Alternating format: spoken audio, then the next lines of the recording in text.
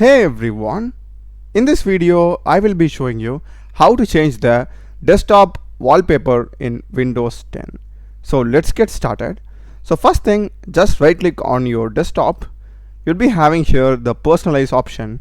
Select it, and in personalize click on background, and here by default you'll be having some standard background images which are offered by Windows itself, like these. You're also having the official one, so you'll be getting that background image over here.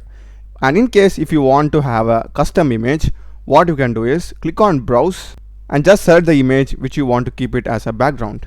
So in my case I will just choose this image and select choose picture, and that's it. Now you can see that particular image has been my desktop wallpaper.